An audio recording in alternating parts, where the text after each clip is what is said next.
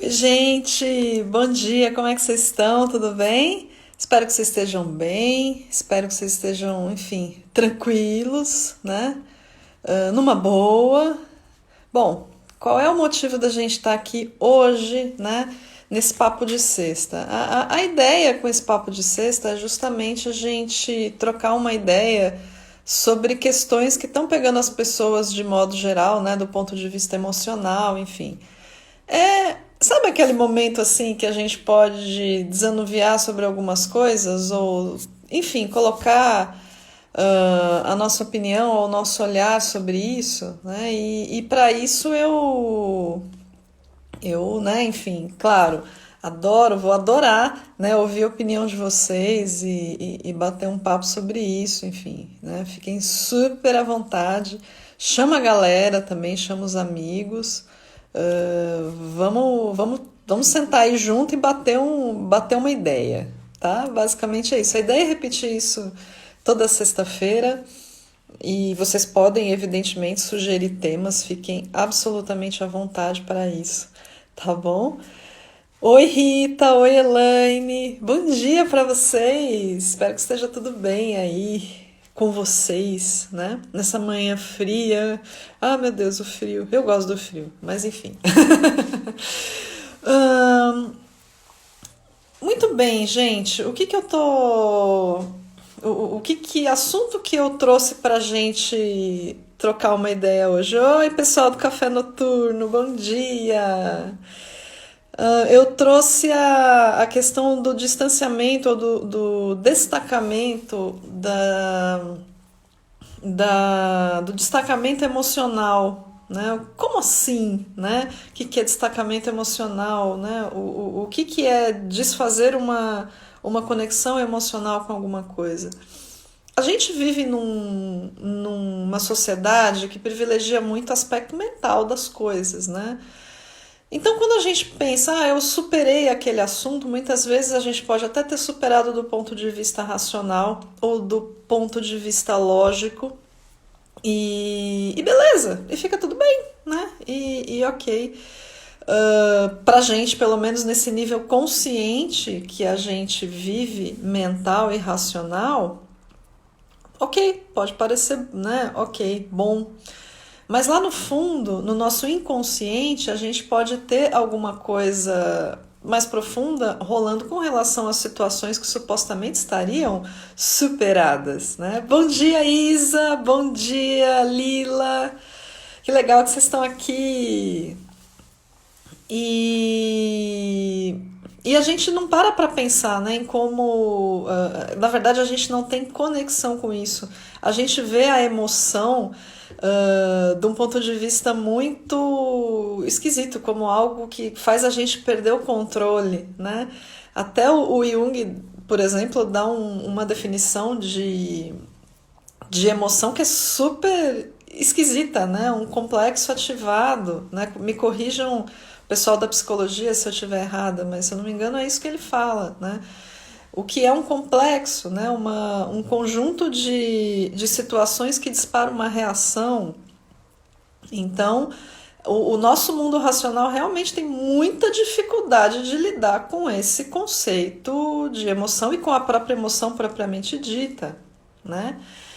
E aí, no meio disso tudo, a gente achando que resolveu os problemas lá de 1900 Guaraná com rolha e que tá tudo bem, que não tem problema nenhum, porque eu entendi o ponto de vista da pessoa, agora isso para mim tá claro. Será que tá claro mesmo, né? Às vezes, racionalmente, até em terapia, né? A gente chega numa determinada questão e percebe que, ops, acho que não tá tão resolvido assim, né? Quando a gente começa a futucar um pouquinho mais. E aí tá uma coisa que eu aprendi, que eu descobri com o Theta Healing, né? Normalmente, situações que geram muito estresse, ou que foram muito impactantes do ponto de vista emocional pra gente, precisam de uma limpeza emocional também. A gente faz um trabalho de limpeza emocional, além do trabalho de limpeza de crenças, né? De reconfiguração de crenças e tudo mais. E a partir daí eu comecei a perceber o quanto de situações do passado que supostamente não tinham nenhuma interferência, nenhuma influência na minha vida agora, e que na verdade tinham, né? Pensando, por exemplo, em coisas da adolescência ou até da infância, daquele sorvete que a sua mãe não comprou. E o impacto emocional disso pra gente, embora pareçam ser coisas bobinhas, por conta do fato de ter sido algo que aconteceu na infância, de ter sido algo vivido por uma criança, às vezes não, né? Vocês lembram? Eu não sei quem aqui assistiu uma live que eu fiz com a Mari Cavalaro, amiga, parceira maravilhosa, lá no Augúrio, que a gente fez um trabalho de reconexão com a criança interior e de cuidar de emoções da criança. E esse trabalho de olhar para a criança mobilizou muito as pessoas. Por quê? Porque quando a gente cresce, a gente se torna adulto, né? A gente acha que aquela criança não. Ah, beleza, aquilo ali já era, eu superei, hoje eu sou um adulto, eu sou uma pessoa diferente. Não, gente, a criança é tão importante na nossa vida quando somos adultos do que quando a gente é criança propriamente dita. E um dos maiores erros que a gente comete quando é adulto é justamente não dar vazão para essa criança, não dar vazão para a dor dela. E aí a gente tenta esconder isso, às vezes, embaixo de camadas bem profundas de racionalização ou, enfim, de N possibilidades. E aí, num momento como esse agora, né, como a gente comentou lá no Augúrio, em que a questão dessa maior distância emocional ou dessa limpeza de resíduos emocionais, ele vai ficar bem acentuado, isso vai ficar, inclusive, astrologicamente, vai ser uma coisa que vai ser cutucada na gente aí até o final de junho. É um momento importantíssimo para a gente olhar para essas mágoas, para essas dores, né? Às vezes a gente, por causa de uma interação com uma pessoa, a gente cria um ranço para todas as outras pessoas que têm a característica daquela pessoa. E isso é extremamente comum. Ah, isso é certo, isso é errado? Não é uma questão de estar certo ou de isso estar errado. É uma questão de, pera lá, eu tenho diversas opções para construir a minha vida, eu tenho diversas possibilidades para gerar uma vida mais plena, para gerar situações para mim que são mais positivas para mim. E por que eu não estou fazendo isso? E aí entram outros pacotes de questões, né? Controle psicológico, controle social, enfim, acho que as razões para isso se perderam aí na história. Ou a forma pela qual isso começou deve ter se perdido aí na história. O fato é que a gente acaba sendo controlado, né, por julgamentos, principalmente. Esses julgamentos, embora às vezes eles sejam pontos de vista que as pessoas desenvolvem pela vida delas, às vezes não. Às vezes elas estão reproduzindo uma forma de controle. Imagina um mundo em que a gente tivesse total liberdade para ser quem se é. As pessoas iam ser mais criativas, né? Elas não poderiam ser controladas. Seria um mundo mais feliz, sem dúvida, né? Mas dentro de uma situação em que, né, de uma situação planetária em que rola muito esse ranço de precisamos controlar as pessoas porque precisamos nos manter no poder, né? Então isso ainda afeta a gente, talvez em alguns pontos sem perceber. Bom dia, Fábia, tudo bem? E onde que entra essa questão da limpeza do resíduo emocional nessa história toda, né? Ela entra a partir do momento em que nós, pensando inicialmente na infância, mas isso pode se estender em outras fases da nossa vida, né? Eu acho que a partir do momento em que a gente não se permitiu expressar esse ser infinito, essa completude, essa infinitude que a gente é, né? E aí nessa hora a gente reage de uma forma, ou por dentro, né, internalizando ou externalizando alguma coisa. A Isa está falando aqui, concordo plenamente sobre o mundo ser mais feliz e criativo sem os julgamentos. Sim, né, com certeza, Isa, porque o julgamento no meu ponto de vista, né, é uma forma de controlar as pessoas, para ter previsibilidade, né? E toda vez que a gente é tolhido em alguma coisa que a gente gosta muito, que a gente naturalmente acaba gerando, né? Se a gente não tem uma educação psicológica ou uma atenção para o que rola dentro da gente, a gente acaba recebendo essa restrição à nossa liberdade que vem pelo julgamento como, né, de um ponto de vista emocional. Alguém pode perguntar assim, mas e se você for uma pessoa ruim, né? Eu não tenho muita clareza quanto a isso, né? Mas eu também tenho uma ligeira leveza, uma ligeira clareza, né, em dizer que as pessoas ruins são pessoas que ainda precisam se desenvolver, né? E aí olhar para aquela pessoa que tem uma dificuldade de relacionamento, e muitas vezes essas dificuldades de relacionamento vêm por conta também de julgamentos, né? E de experiências vividas, né? Que acabam moldando aquela pessoa daquela forma. É uma questão complexa, né? A gente não pode olhar para ela realmente de um ponto de vista superficial. Mas não dá pra gente dizer que meu Deus, eu esqueci tudo isso no passado e hoje eu sou uma pessoa livre, e aí ao mesmo tempo você vai reagindo a como as pessoas te veem e os julgamentos que são feitos sobre você, porque lá atrás esse mesmo julgamento foi feito sobre você. Isa, é isso mesmo. E tem o julgamento próprio, exatamente, com base em pontos de vista já instalados na nossa mente, que de repente até a gente carrega, né? Os rancinhos que a gente traz lá de trás, talvez até de outras vidas, né? Eu sou reencarnacionista, acredito nisso. E a gente pode trazer, né? Por que não de outras vidas? Ou não só pela reação que vem do lado de fora e cria aquela emoção que te bloqueia e que te condiciona a agir de uma forma. De repente, experiências de outras vidas também. Eu acredito perfeitamente nisso também. E aí, só que essa emoção é voltada contra si mesmo, como a Isa bem destacou. Pode ser, né, destacada, direcionada para si mesmo. Então, imaginem vocês uma situação em que você passou a adolescência inteira ouvindo que era feia. O que você vai achar ao longo da sua vida? Que você é feia. Você vai ter que andar o dia inteiro com 1 quilo de maquiagem, com o cabelo sempre produzido, aquela coisa toda, né?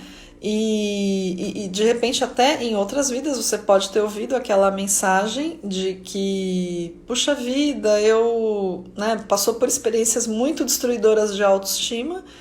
E aí você tá com aquela programação emocional dentro de você, né?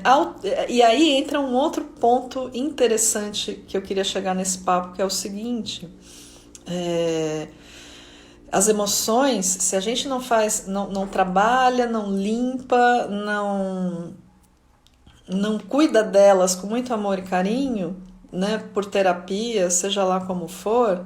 Bom dia, Zezé, bom dia, Cris. Se a gente não olha com muito amor e carinho para essas questões emocionais, a gente começa a ser condicionado por elas. E aí começa uma questão muito séria, porque até onde você vai ter livre-arbítrio, né? Pensando aqui em termos de que muitas filosofias trazem para a gente, né? Da questão do livre-arbítrio e o Access mesmo fala da questão do ser infinito, né? Que é capaz de tudo. Como é que esse livre-arbítrio e essa capacidade do ser infinito vão funcionar se a gente não tem o pleno domínio de si, né? E se a gente não conhece a si mesmo, se a gente não sabe que tipo de emoção que está ali enfiadinha lá no fundo do nosso inconsciente, que pode estar direcionando muitas coisas na nossa vida, né? O cuidar das próprias emoções e o saber o que dispara emoções na nossa vida é um trabalhinho diário, né? E muitas vezes exige também cuidado terapêutico. Pessoal, eu estou falando bastante aqui, mas tragam perguntas, tá? Se vocês tiverem alguma dúvida, tiverem alguma consideração sobre esse assunto, manda ver aí, escreve aí nos comentários, eventualmente alguma coisa que vocês queiram perguntar, tá bom?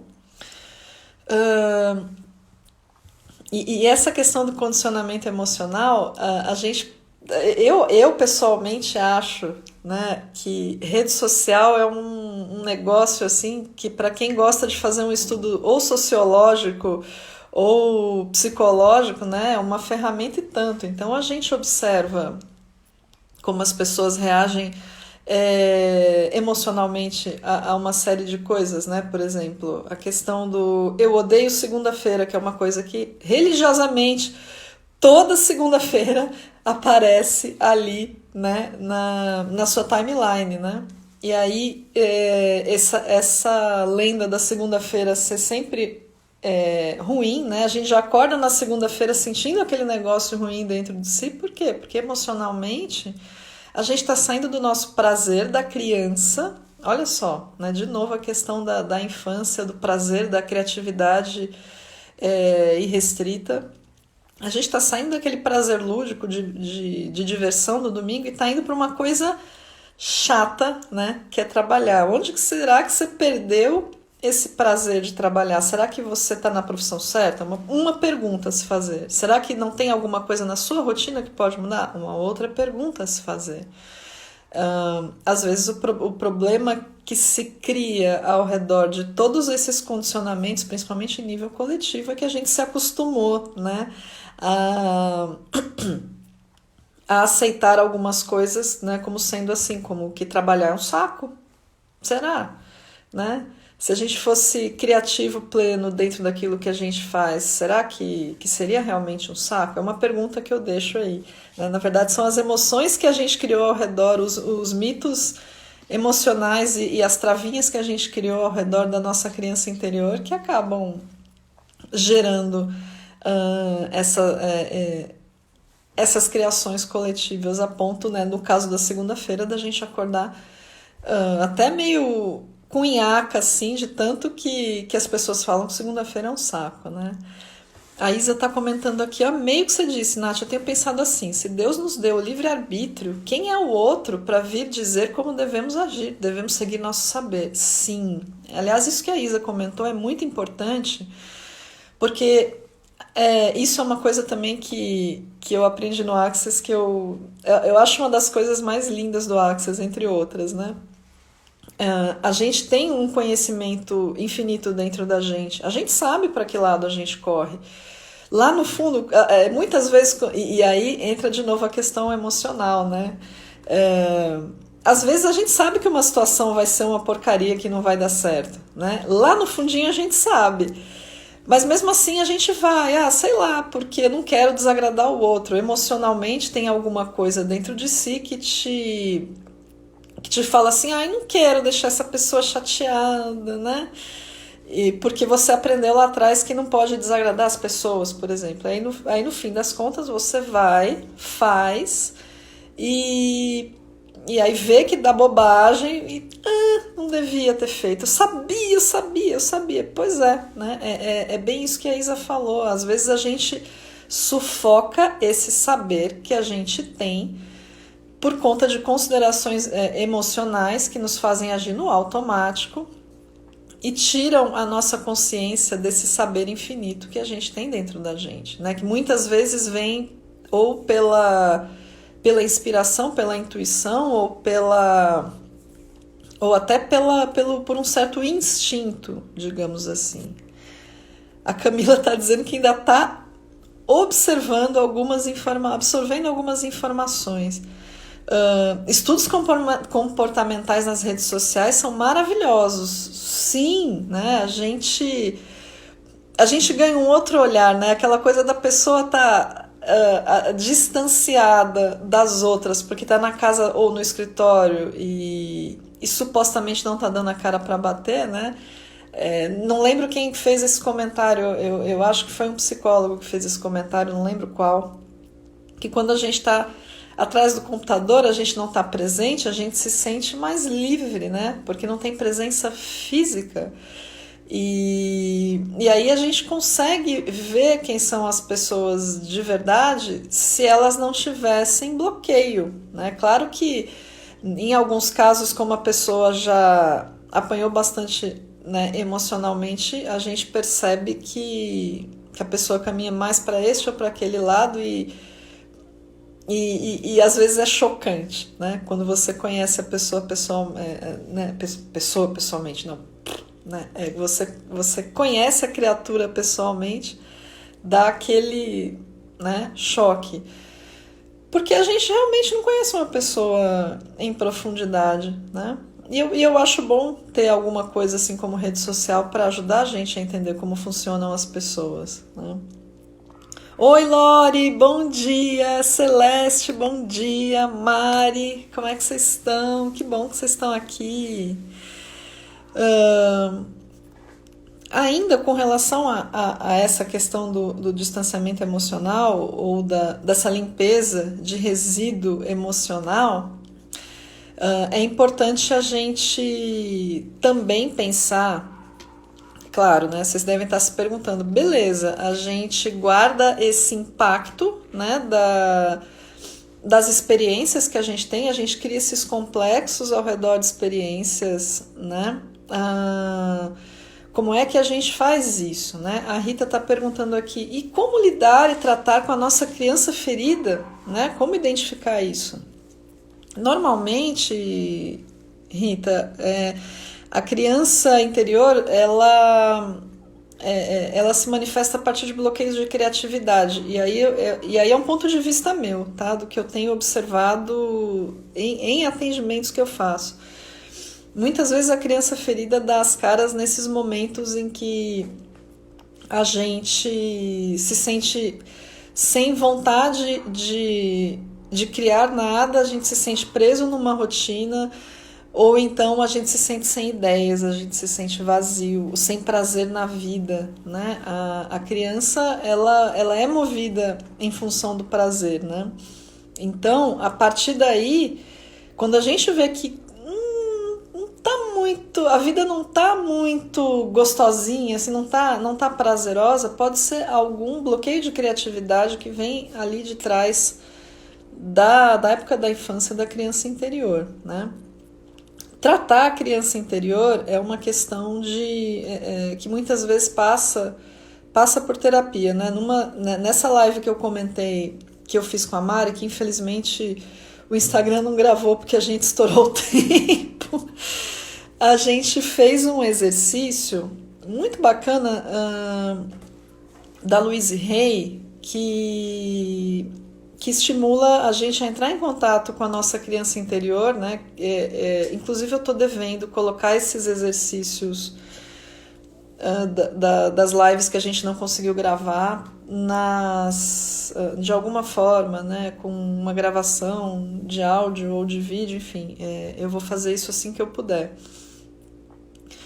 E esse exercício ele é de uma simplicidade tão grande, mas ele é de uma profundidade também tão grande. Ele liberta tanta coisa, principalmente com relação a figuras de autoridade, né? Não necessariamente os pais, né? Normalmente a pessoa que passava mais tempo com a criança, mas o exercício a rigor é feito com a figura dos pais, né? E também olhar para né, uma outra forma de trabalhar isso é ter um hobby de natureza criativa. Né? A Lori até soltou um coraçãozinho lá, criatividade, ai que delícia, sim, né? E a partir da expressão da nossa criatividade em algum nível, não necessariamente de forma profissional, a gente começa a perceber onde estão os nossos bloqueios, né? A gente começa a perceber também os julgamentos que a gente carrega e que geram condicionamentos emocionais na nossa vida. E, por exemplo, vamos supor, vou falar um exemplo que aconteceu comigo, né? Eu escrevo muito, eu gosto muito de escrever e às vezes eu tenho na época que eu estava fazendo mestrado, doutorado, que são processos criativos muito pesados, né?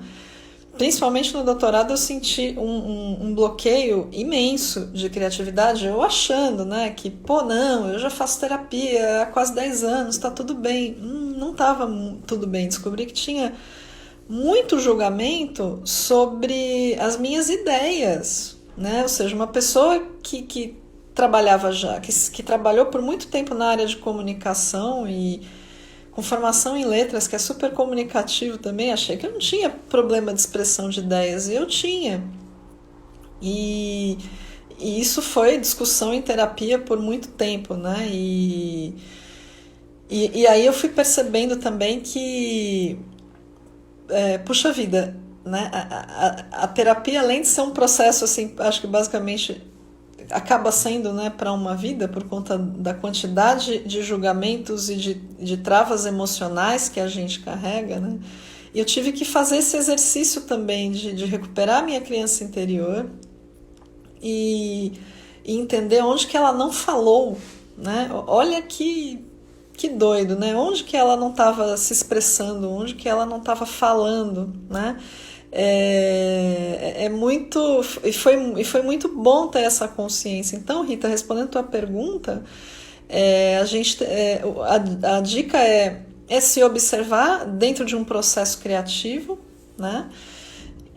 Se o caso, fazendo um hobby de natureza criativa, se a profissão da pessoa não é criativa, e perceber onde é que a coisa começa a empacar, né? E trabalhar isso pessoalmente ou em terapia, né? Oi, Grey, tudo bem? Como que você tá? Sim, a linguagem acadêmica é pesada e por mais incrível que pareça, apesar desse peso, a produção acadêmica é uma atividade criativa, né? O pesquisador é uma criatura muito criativa, né? E muitas vezes a gente, né, sente aquele, né, e a gente vê muito isso, não diria em cursos como de letras que tem estímulos criativos, né, com a literatura e tudo mais. Eu acho que em outros cursos talvez a gente possa identificar essas dificuldades criativas como um olhar negativo. Até, e aí pegando de novo o gancho com a pergunta da Rita, até com a questão da diversão, né? E aí a gente entra num outro ponto que é muito interessante, que o Access prega também, né, com muita ênfase, que é a questão da diversão na sua vida, né? A vida não é para ser pesada, né? Mesmo se você gosta de alguma coisa, aquilo nunca vai ser pesado para você, né? E a gente tem dificuldade em apostar naquilo que é divertido, porque emocionalmente nós estamos condicionados também a julgamentos, no sentido de que a gente não pode ter prazer trabalhando, como aquela história da segunda-feira, né, que a gente discutiu, ou que a gente não... ou aquela visão distorcida que se tem, por exemplo, sobre o trabalho do artista, né, de que o artista é vagabundo porque ele não faz nada. Na verdade, o artista muitas vezes está em processo criativo, né? O pesquisador também, ele aparentemente ele pode não estar mostrando o serviço, mas dentro da cabeça dele pode estar passando todo um turbilhão de informações sendo processadas e organizadas de forma criativa, né? E olha que louco, né? Todos esses todos esses bloqueios, tudo isso pode ter começado em algum momento em que emocionalmente nós fomos ensinados que, né, que se divertir também não era legal, né? Que a gente só pode ter diversão no sábado e no domingo, ou quando a gente vai pra balada. A gente pode ter diversão todo dia, né? A Lila está só se autoanalisando. Não, que ótimo que você está fazendo isso, Lila, porque é uma análise que a gente tem que fazer.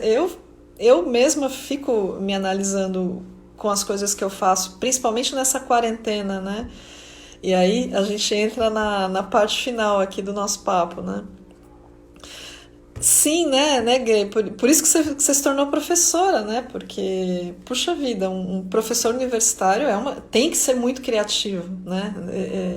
Até para poder ele dar continuidade à pesquisa e trazer as ideias para os alunos e tudo mais. E e entrando na parte final desse papo que eu queria trazer, a questão, né, desse isolamento a que a gente está sendo trazido por conta da pandemia. Nesse isolamento, a menos que você seja de área de serviço essencial, mas, enfim, quem está cumprindo à risca o distanciamento social está sendo obrigado a olhar demais para si mesmo. Brotam emoções? Brotam emoções estranhas, brotam emoções esquisitas, né? Brota aquele desespero de não ficar em casa? Brota, né? E aí e aí as pessoas tendem a reagir às emoções que estão sentindo, sei lá. Não vou ficar aqui dentro de casa, não. Vou sair, vou botar minha máscara, sei lá, vou andar na rua, né? Esses dias eu estava conversando com meu pai sobre isso, porque meu pai é meio tenso, né? E ele tava numas assim de querer sair só para dar uma volta na rua, né? E agora ele tá mais restrito, né? Graças a Deus, até porque ele é grupo de risco e tal.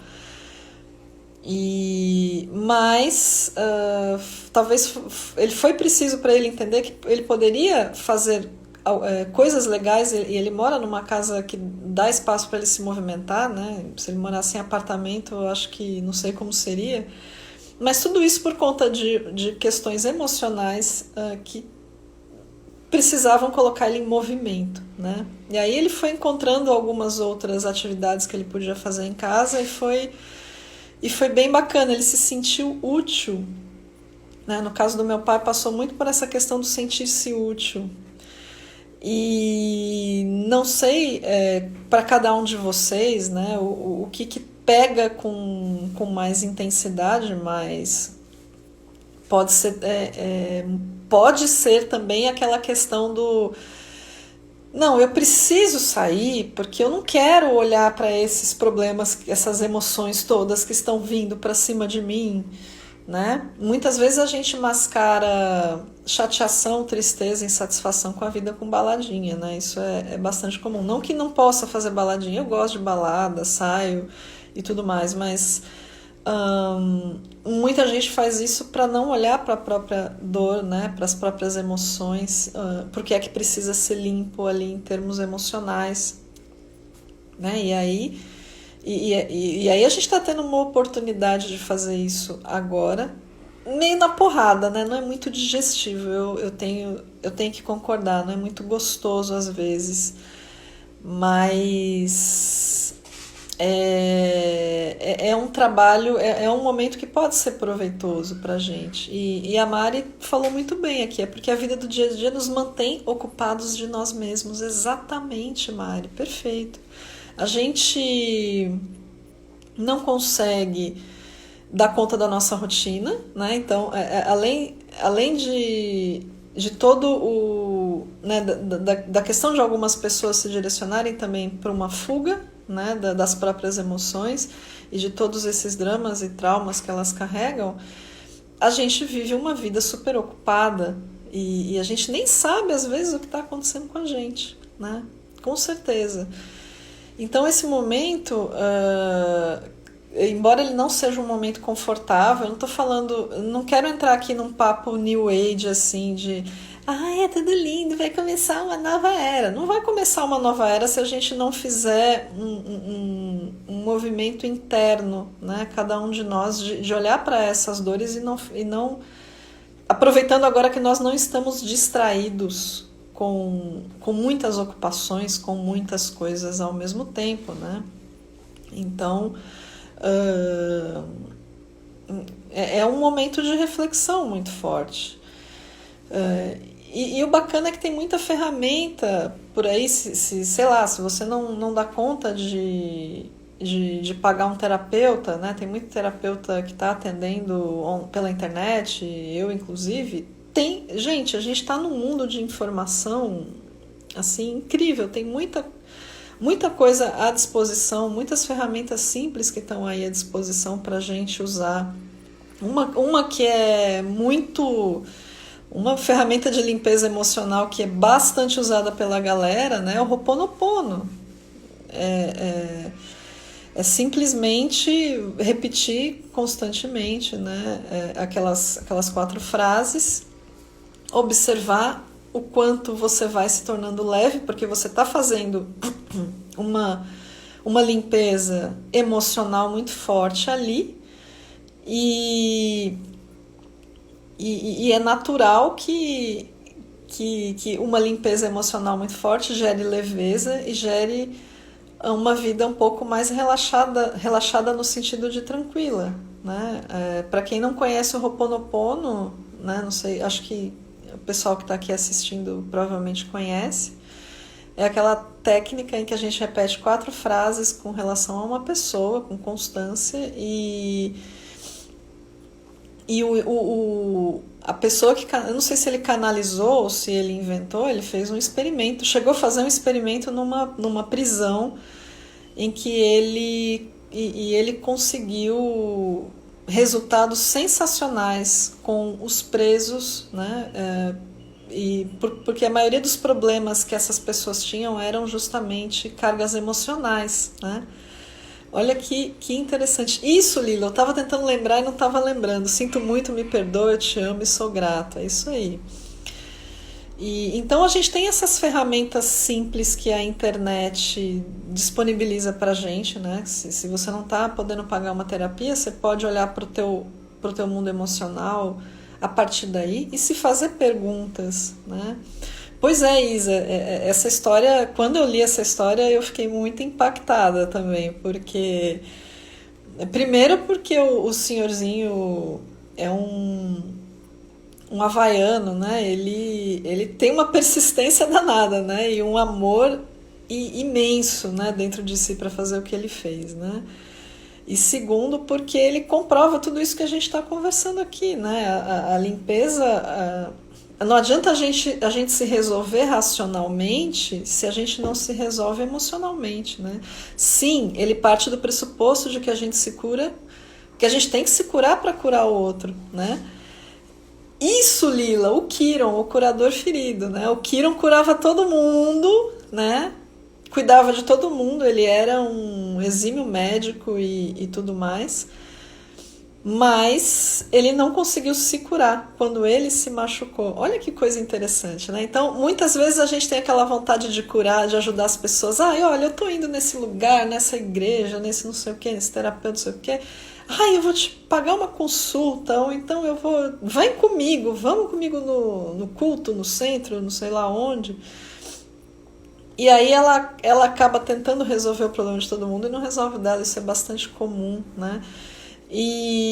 Mas a gente nem precisa entrar num exemplo extremo como esse, né? A gente pode às vezes reclamar muito que os outros não fazem a parte deles, né? Também, mas a gente não faz a nossa também, né? Como é que a gente quer que o mundo seja um lugar mais legal, ou que as pessoas se mostrem de uma forma mais positiva se a gente também não faz isso pra gente, né?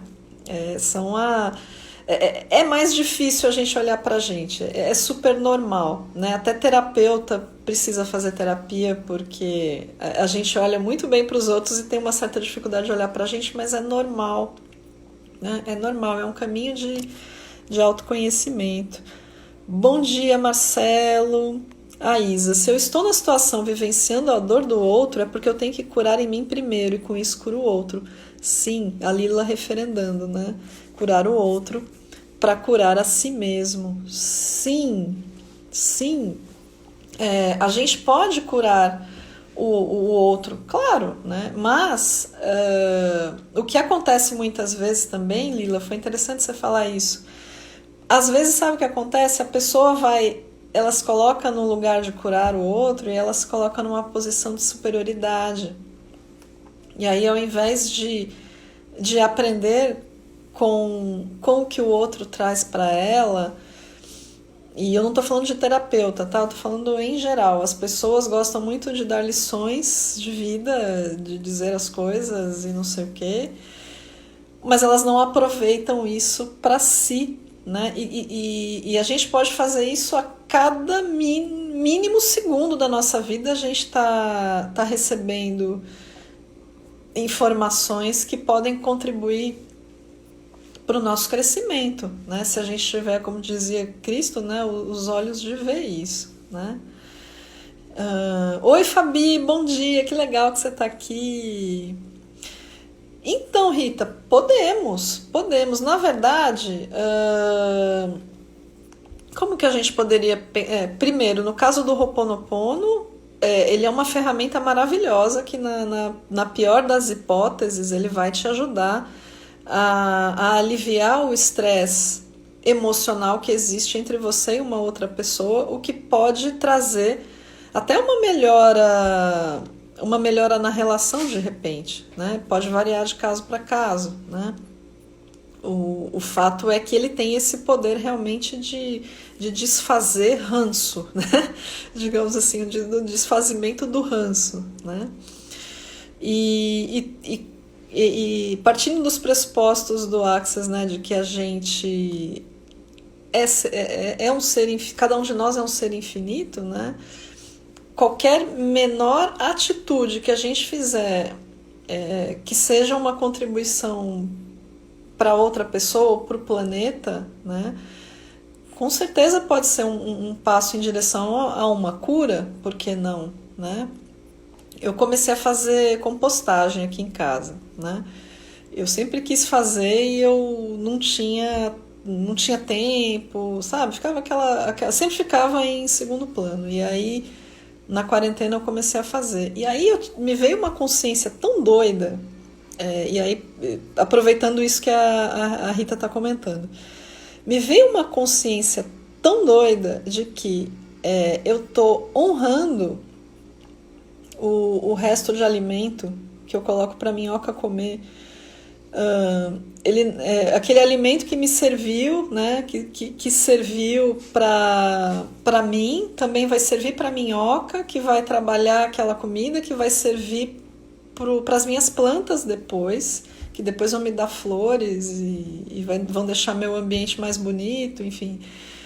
Então, é uma forma de contribuir com o planeta, é uma forma de cura, eu acho, né? É um trabalho pequenininho, né? Bem pequenininho, mas é um trabalho... mas assim, estamos fazendo nossa parte. Pode ser se feito em grande escala, evidentemente, né? E a Rita é bióloga, né? Ela pode dizer isso melhor que a gente. É uma forma maravilhosa de agradecer a esse planeta, né? Que tem tantos mecanismos bacanas de se autogerir, né? E enquanto a gente fica acumulando lixo, isso pode ser uma cura para o planeta? Pode. Por tabela, isso pode ser uma cura para nós também, né? Que vamos viver num planeta menos carregado, né? De emanação nociva, de lixo e tudo mais. Ah, que bom, Rita. Eu imagino que você ia ficar feliz com esse exemplo, né? Porque é um exemplo bem de bióloga, né? Sim, e isso já é uma cura, né? Por que a gente não... Qual seria a justificativa emocional para a gente não fazer isso? Porque emocionalmente a gente acha que a gente é pequeno, que só o nosso trabalho é muito pequenininho, que ele não serve para nada, né? quando na verdade, quando a gente junta vários pequenininhos, a gente cria alguma coisa maior que gera resultados positivos. Então, e aí é totalmente o contrário da gente se ver como ser infinito, né? O se ver como pequeno, como desimportante, como insignificante, né? É a gente ter esse olhar para o ser infinito que a gente é e de quantas coisas bacanas que a gente pode fazer, né?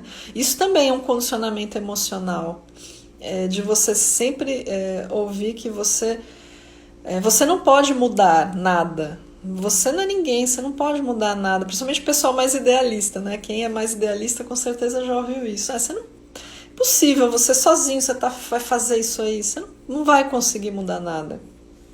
Quem garante? Se a gente é um ser infinito, de repente a gente pode sim, né?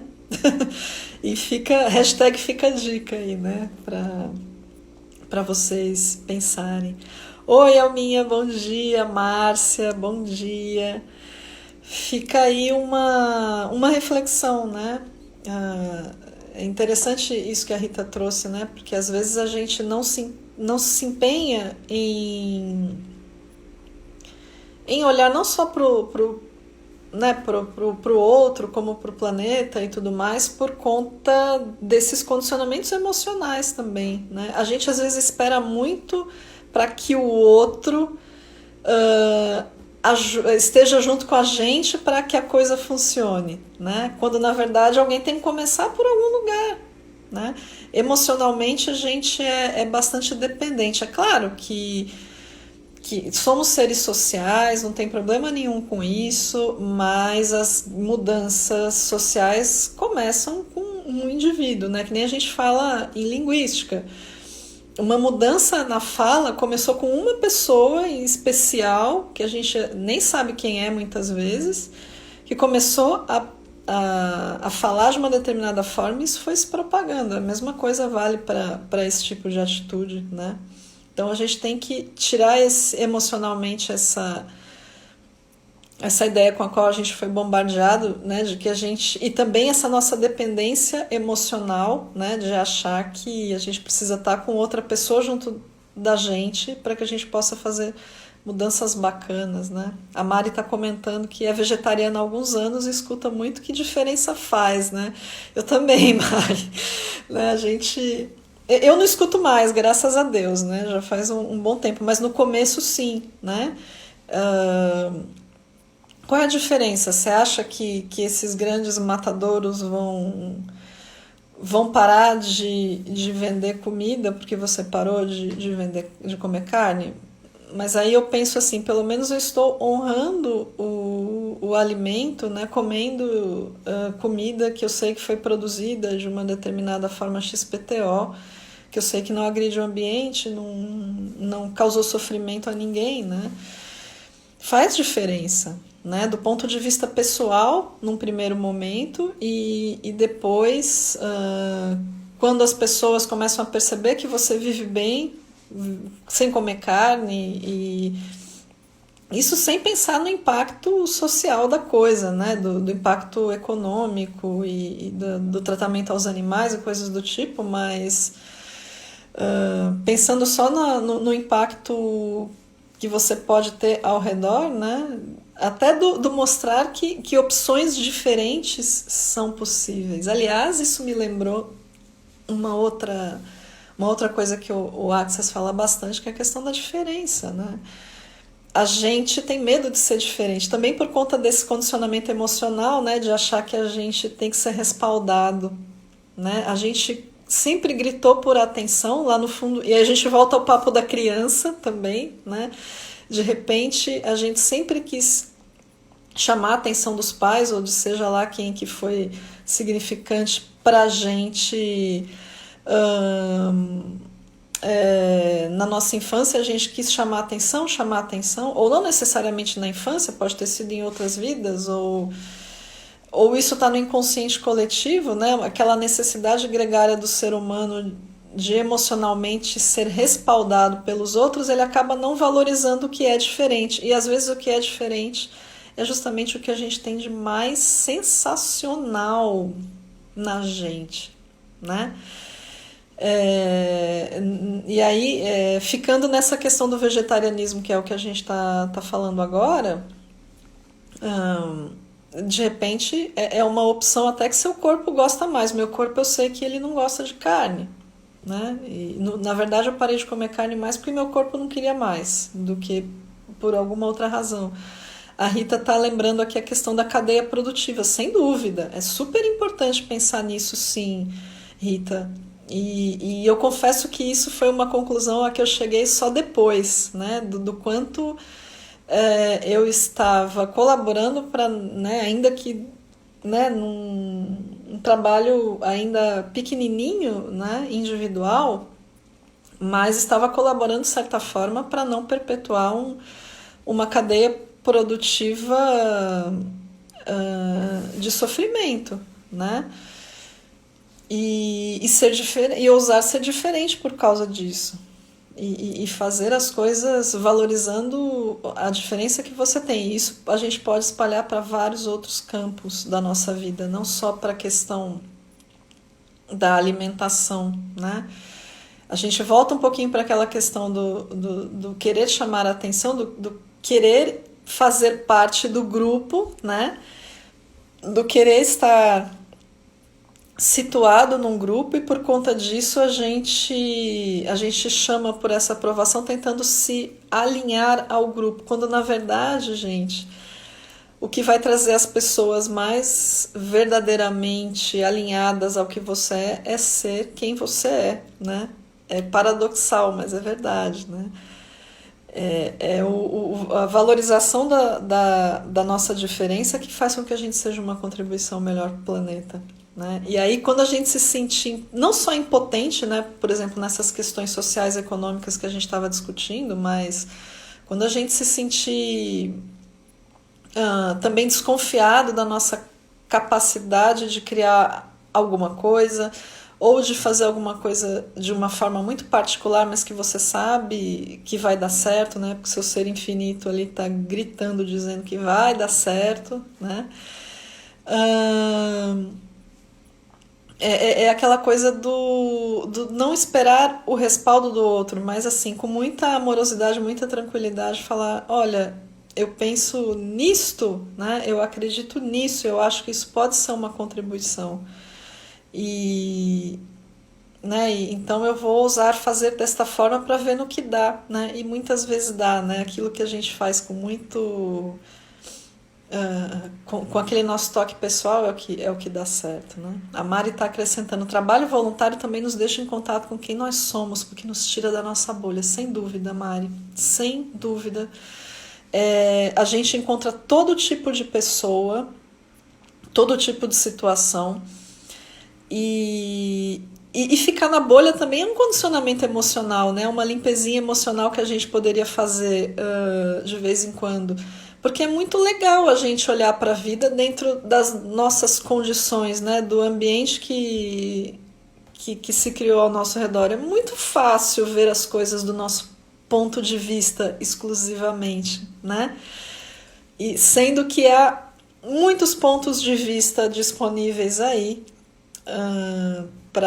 né? E isso também foi, gente, eu vi falando do Access porque o Access realmente me abriu muitos olhos para muitas coisas, mas é isso mesmo. A gente abre a nossa cabeça para outros pontos de vista que foram gerados por outras realidades e outras experiências, e talvez até outros condicionamentos emocionais, né?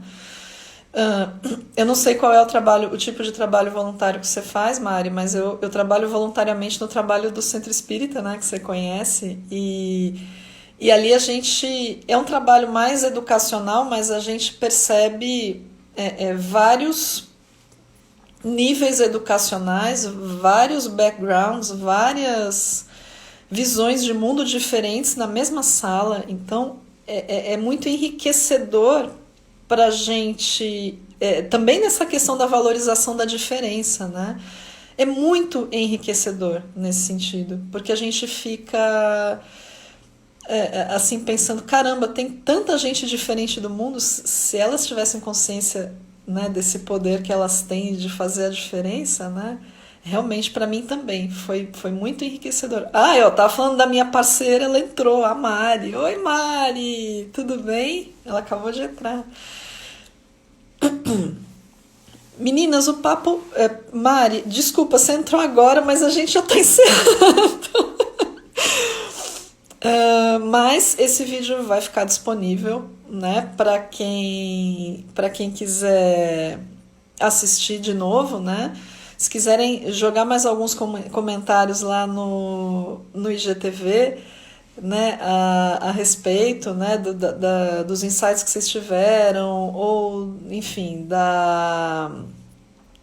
das ideias que vieram para vocês, né, estamos aí, a gente pode continuar essa conversa. É que o Insta limita, né, a nossa a live, né, até 1 hora, né? Então já tá para encerrar, infelizmente. Mas se quiserem trazer outras perguntas, esticar esse papo fora dessa live, estamos aí, tá bom? Semana que vem a gente volta com outro tema pra gente discutir.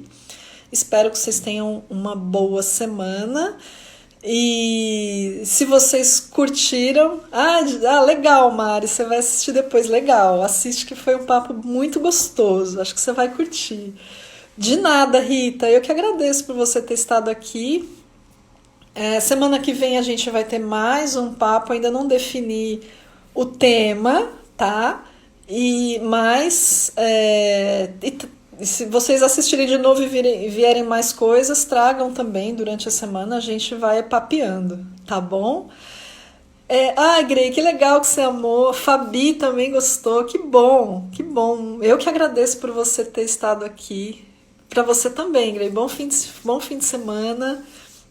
Legal, Márcia, faça isso. Depois conta pra gente o que você achou. Café noturno também. Depois conta pra gente o que vocês acharam. Obrigada a você, Mari. Boa semana. Boa semana para vocês. E até sexta que vem, se Deus quiser. Um beijo para vocês.